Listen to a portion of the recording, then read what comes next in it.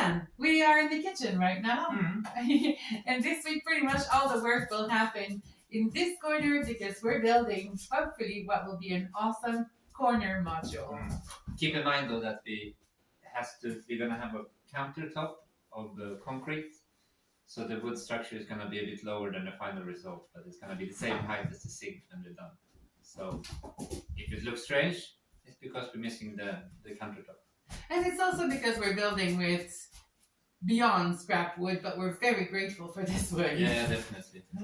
Just a lot of fiddling, and they're bending every way, and they're full of knots, and beggars can't be choosers, and I'm very happy that we got it. Yes, you can take a look at last week's video if you want to get a more up-close look to the wood that we're building with.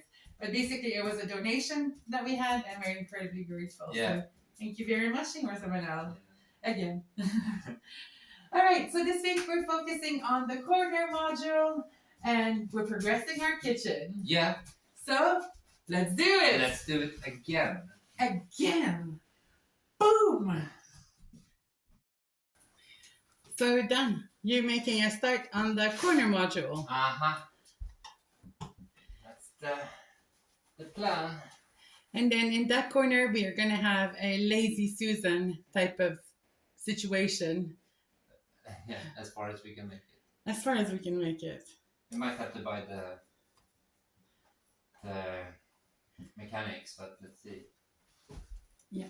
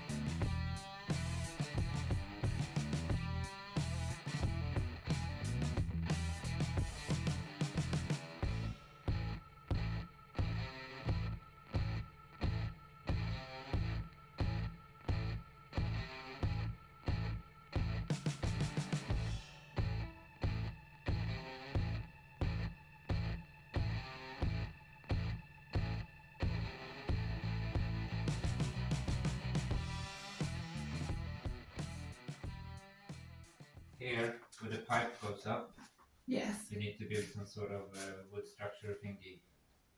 So in case we need to change the pipe, we don't have to bust the concrete top. That's clever. Yes.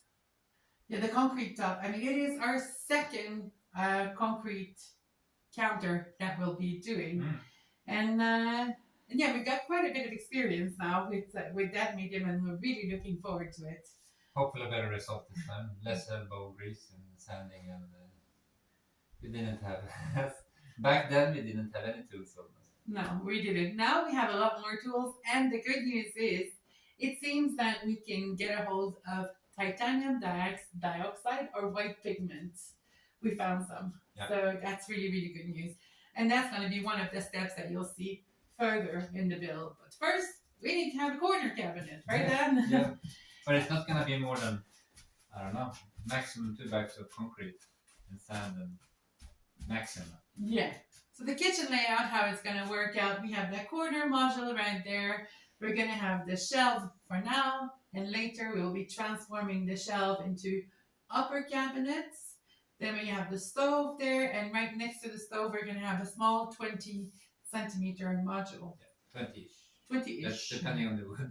Yeah, depending on the wood. Yeah. Right over here, we will have an extra ledge if you want to, or an extra little bit of container where we can kind of hide a container so we can put all of our organic kitchen scrap in there so that we can just give it to the chickens right away. Right. I was thinking underneath that thing. We haven't talked about this, but underneath. Yeah. Maybe we should do some storage for bags. It's a good idea. Because it's just going to be this narrow. We can't really fit anything there. Huh. We should talk about this. Yeah. Let's talk about this. Yes. Okay, and right next to that little module where we're going to have our chicken compost area, we will have the fridge. Now, if you weren't with us last week, it's because you're new to our channel, so warm welcome to you. We should let you know that, yes, our sound is not the most amazing. We know about it. It's just because we don't have much in the house. Everything that will make our beautiful home at some point needs to be built by hand. With limited tools as well. Yeah. Limited budget, limited tools, and exceptional talent. So yes, exceptional talent. Okay, talent. I'm not sure where to start really. I'm gonna do the corner or the bottom things first. Yes. And then I have to see what wood we have or length we would have.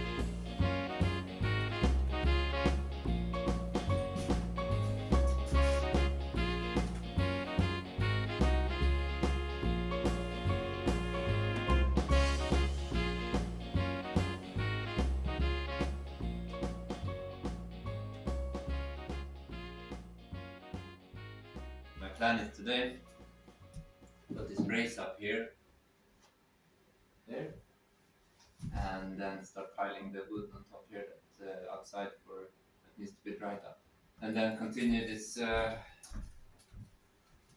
build. Hopefully we have enough material.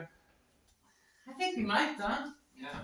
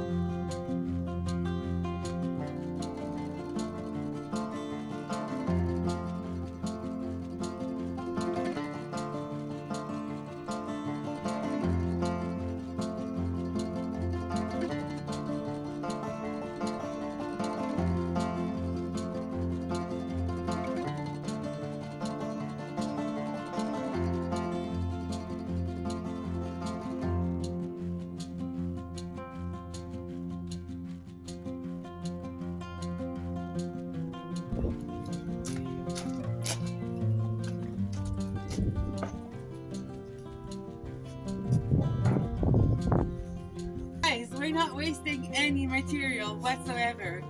Even these little bits of wood, they'll come to use. We have a project with those, but we'll let you guess what it is, and just leave your answer in a comment below. We have 6 of them.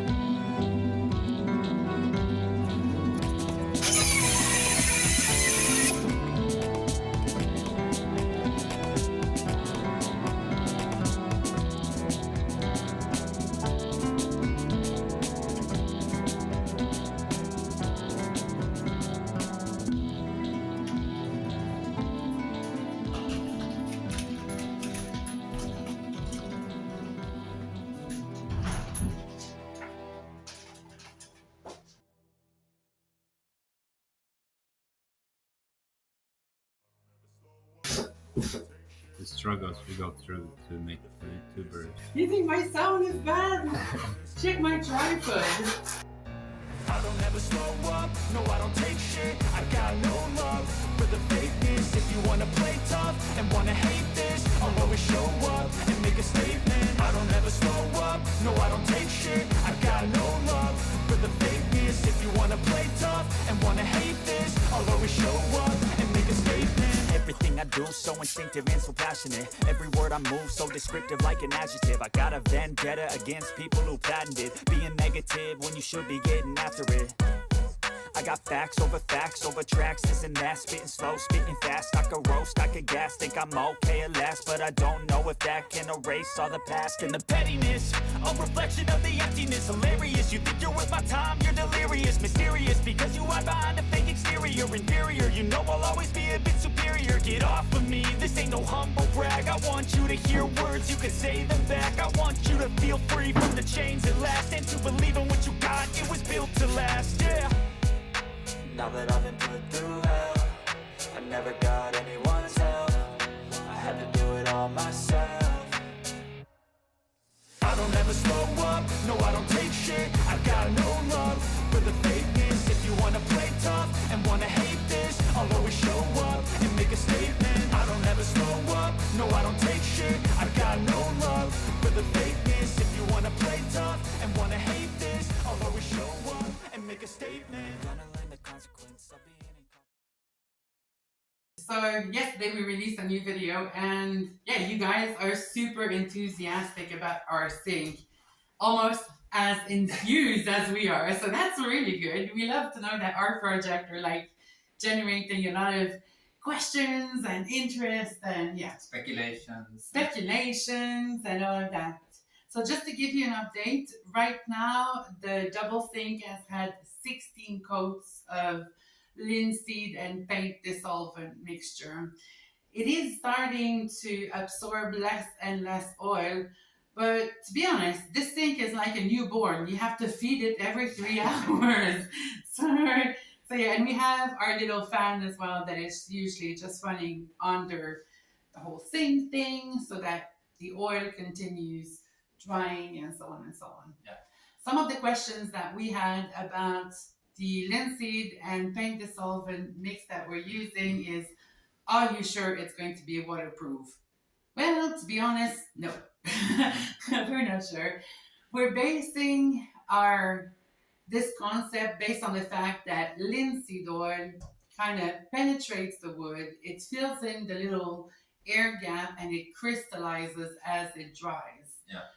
So we're thinking that maybe we're going to have to put 20 coats, which is more than what we had previously thought. But it takes what it takes. And it's we have to see how it goes. If it's good with oil, it's good with oil. Otherwise, we just have to remedy the situation, and we might be needed to put one coat of varnish on it just to seal the surface a bit, but not too much, I say. So we're adding more work when we need to re-oil it, because one coat of varnish is basically no coat of varnish. Now, some of you guys have also suggested beeswax, and we think that's a pretty good alternative. Why is that, Dan? Well, actually, if you mix linseed oil with the melted beeswax, it creates a sealant of sorts, a very flexible sealant, and it's a very good sealant because it's wax-based, oil-based, which means the water penetration is virtually zero. So it could be that we will be using the beeswax method, so thank you very much for your suggestion. Do you want to mention what, Shay? I think we should mention it. When you oil this type of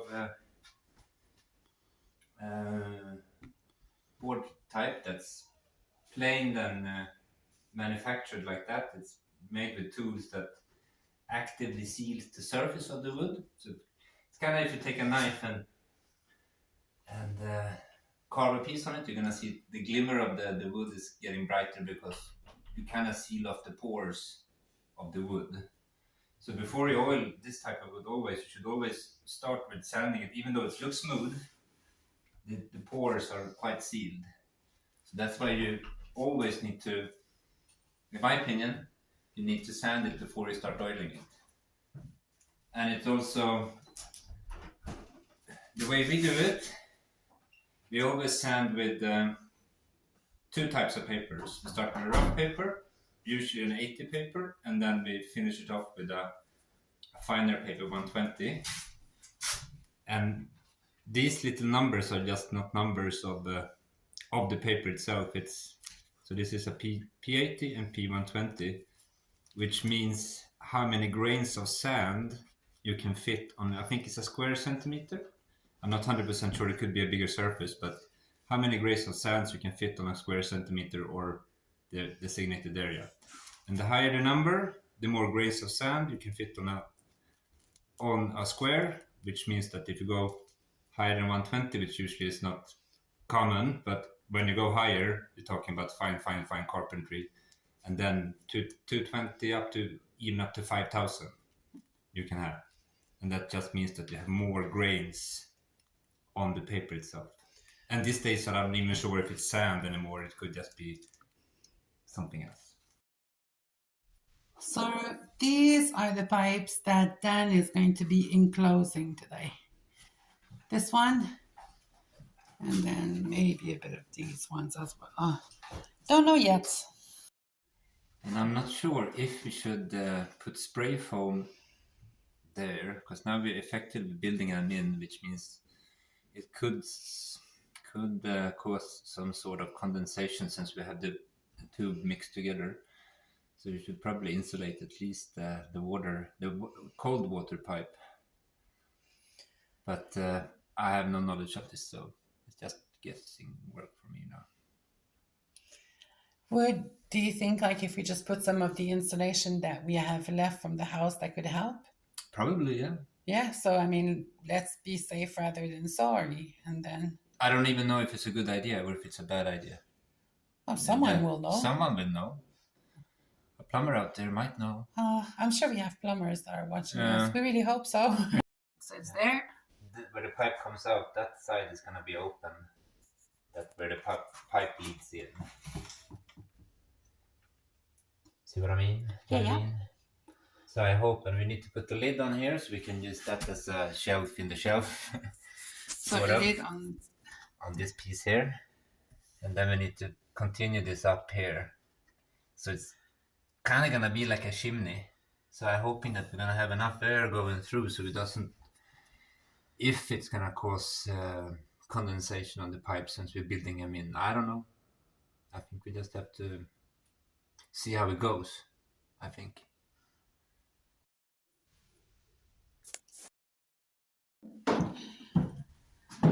Okay. Oh, the sooner we can get this done, we can move out to the kitchen combo and we can clean the walls away from all the. Because the walls are, I mean, it's really worth showing it. Oh, yeah. I think. See, I see.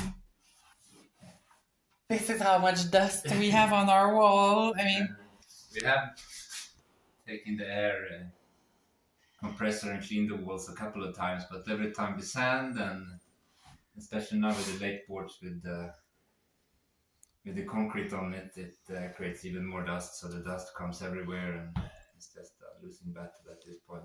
We just need to finish it. yes. And then one thing that's worth mentioning, Dan, I think that we were not expecting about using the old pour board. That kind of happened, but then you realized it a bit after, is how much blade. Yeah, it eats when the concrete comes on the board. It's eating the sharpness of the blade crazy. So now we have to, because we don't have another wood cutting blade for this one-handed circular saws, we have to kind of jerry rig our two-handed circular saw, which is a bit clumsy for this type of work, but it has to be the saw that we need to be using.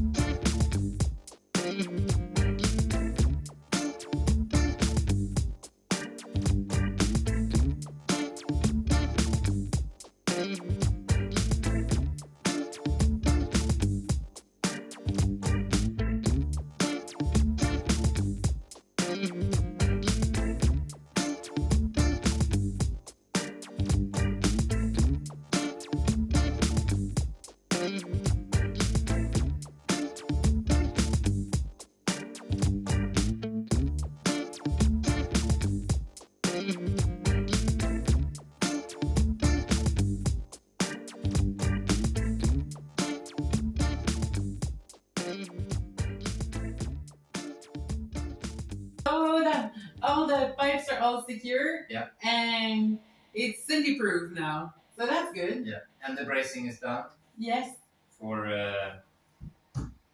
the, I don't know what we're calling this, but for the base of the concrete pour, we need something to prevent the concrete from leaking out, obviously. Yeah. So What we're going to be using is this board. If you have been with us for a while, you'll know that our shower tray was packaged into this 6 mil thick.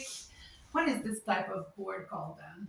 it's particle board. It's micro particle board, I think the English word is. Uh-huh.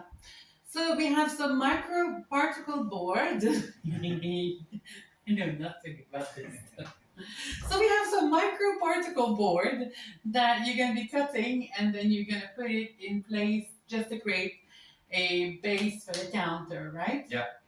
Because from our experience, it's best to have a couple of bases, so particle board and then some kind of plastic or some kind of Some membrane at least we have. It's like so the concrete is not resting directly on the wood, because we noticed on our previous concrete pours that if it rests directly on the wood moves a bit, and then it has no glide, so it just started to crack where it's gonna crack. where it shouldn't be cracking. Yeah, exactly. So to prevent that, we're putting either a plastic, or we're gonna paint it with some sort of caoutchouc paint, pool paint, or whatever you wanna call it. And then we put the concrete on top of that, so the concrete can glide a bit, separated from the wood itself. Mm-hmm. Okay, so the next step, you're prepping for the countertop, which you won't see this week. In fact, this step is probably going to be one of the last steps you'll see in this video, because light is fading, right? Yeah. Yeah, so that's that. But enjoy, and leave you with the master. I still feed the baby, by the way. Feed the baby, feed the baby.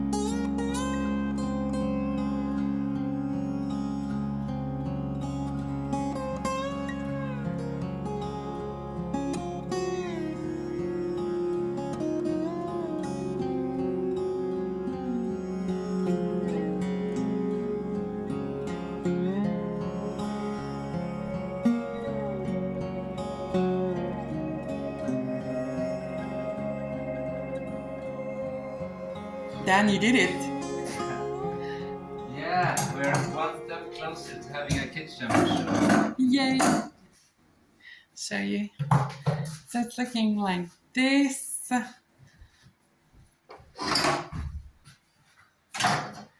Which means we can take away all the tools, take away this the bus, the short bus this time around, and start using the kitchen after we primed it and painted.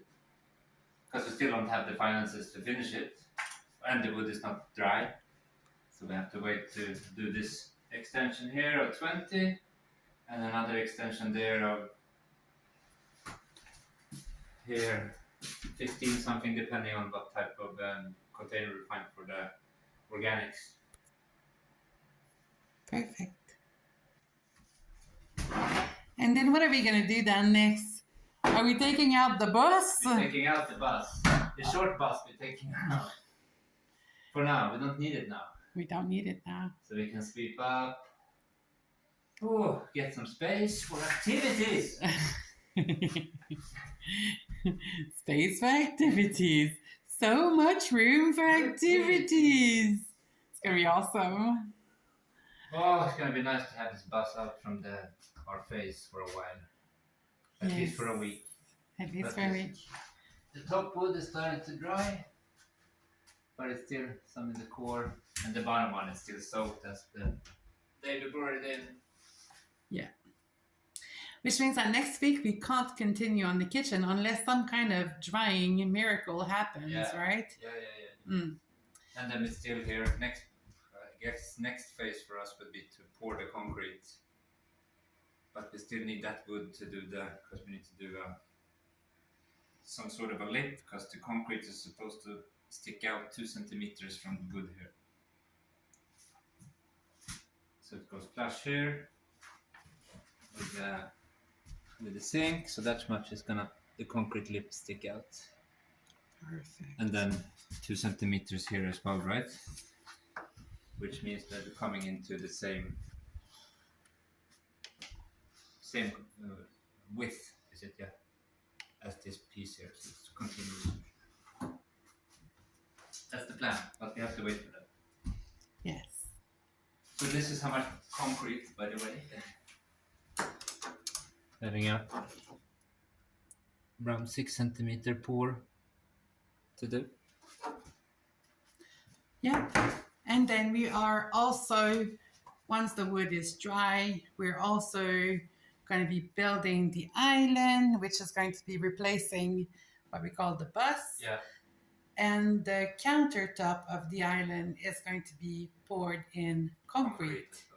So we might as well, because we're going to be using we need to pigment our concrete, we might as well wait to do both. So we get at the same time. At the same time, we get the same color. Yeah. Well, guys, we're super happy with how the corner module is shaping up. Yeah. And you can kind of see a bit more how the kitchen is going to be defined. And that means that for us, we are getting one step closer from moving out of the bathroom kitchen combo into the real kitchen. Yeah. Now for the next few days, I'm still going to be feeding the baby. And then I think next week we can give you an update on the sink. But because next week it's going to be, well, I mean, the chances of the wood being dry, they're pretty slim. Yeah. Let's be frank. So I think we'll either be working outside, because we still have a mountain to climb, like literally. We're only at the base. Yes, we are, depending on the weather. Or we are also going to go to the Fumeiro Vinage, which is like a local festival that happens in February, and we're really looking forward to it. It's going to be so fun, meeting local artisans, tasting local food, and just speaking to people in the region that are just producing the food that we eat. Yeah? So thank you very, very much for watching, guys. We hope to see you next Sunday. Have a good rest of the week. Ciao, ciao.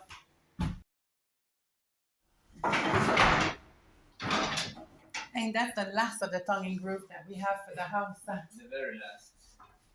We were really lucky to find these tiny pieces. They're still going to be super handy for the rest of the build that needs to happen. We are not throwing away anything. Nothing. I mean, in fact, to be honest, guys, this little pieces like this, it wasn't our throw pile. But as you predicted, we're going to go back in it and back in it and back in it. And that's it. That's all we have left. That's all the wood. Actually, even we have a little bit of stud left. We have a little bit of stud left, or it's gone as well? It's gone, everything. We have to sacrifice this and the other section of the bus. That's right. So we have to dismantle the bus, our deck, basically. We call it the bus because it's heavy like a bus. So we have to move not move the bus. We're going to be moving the bus now, but we're going to be dismantling it to build the island. I think the bus came, that's the side note, the bus came out of the extreme home makeover when we had to move the thing in the back because we wanted to see how it looked, and I think you said, let's move the bus. I think so. Do you want to do it? You've been dying to do it. What have I been dying to do? For Sean. I don't even remember how he does it, Jabrowski. Like that. So much room for activity.